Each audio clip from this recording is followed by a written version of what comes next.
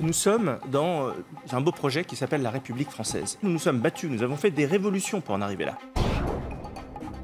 Le grand problème que nous avons aujourd'hui dans notre pays, c'est que nous ne sommes pas en mesure de faire respecter les lois qui sont aujourd'hui les nôtres. Je pense qu'il faut taper un grand coup et fort dans certains quartiers. Un régime qui soit impitoyable pour tous ceux qui enfreignent les règles de la République française, quelles qu'elles soient. La sécurité, c'est la base du contrat social. Ouais. Il y a des règles, il y a des droits et des devoirs. L'objectif de l'ennemi, c'est précisément que la société française se disloque. Il y a aujourd'hui, dans certains quartiers, une idéologie mortifère qui joue un rôle social. Il y a des dirigeants politiques locaux, des maires qui font du clientélisme.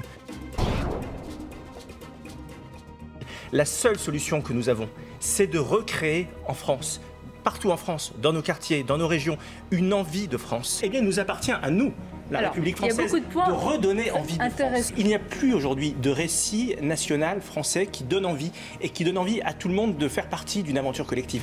De tout refuser à l'islam en tant qu'idéologie politique, mais tout accorder aux musulmans en tant que citoyens français. Oui. Les racines françaises sont multiples, elles sont chrétiennes, elles sont antiques, elles sont celtes, elles sont de plein de natures différentes. Mais 496, c'est quand même un fait constitutif de la nation française. La nation est sans doute le cadre le plus abouti aujourd'hui pour faire avancer un contrat social et un projet de société, mais qu'une nation n'avance pas toute seule, elle a besoin d'alliés, elle a besoin d'amis, et qu'il y a un certain nombre de sujets sur lesquels nous devons avancer ensemble, et ça s'appelle l'Europe. On ne réglera pas le problème des migrants et des migrations si on ne gère pas la question de l'assimilation. Tout ce que nous vivons depuis 4 ans en matière de migration, nous les subissons. Nous ne pouvons pas les subir, nous devons les contrôler, et ça n'enlève rien à notre humanisme.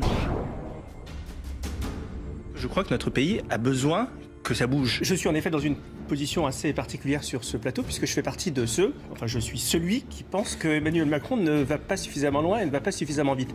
Donc évidemment que je soutiens les réformettes. Et il y a urgence véritablement, à réformer l'État. La France est un enfer fiscal. Aujourd'hui, nous avons autant d'impôts en France que nous avons de catégories de fromage. Ce n'est pas tenable.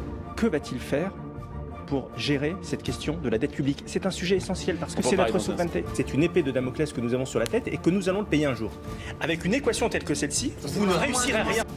La question de la dépense publique, si aujourd'hui nous perdons notre souveraineté budgétaire et nos marges de manœuvre d'action, c'est parce que nous n'avons pas combattu la dépense publique.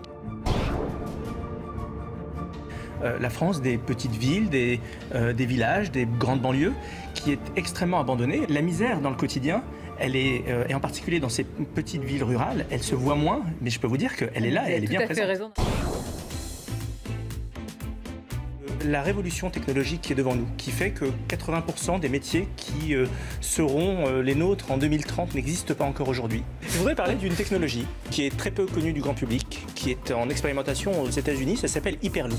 Deux sujets bien précis, le tritium et le deutérium. Nous sommes en train, nous en tant qu'individus, mais en tant que nation, en tant que démocratie, en train de devenir des colonies numériques de tous ces géants du web. 75% de notre électricité, elle est d'origine nucléaire, donc la France est déjà décarbonée. S'il avait vraiment voulu faire preuve d'audace et exercer ses responsabilités, eh bien il aurait dit d'ici 10 ans, l'économie française sera intégralement ou en grande partie basculée sur le renouvelable. Où nous allons être, nous, en tant qu'êtres humains, en compétition avec les intelligences artificielles.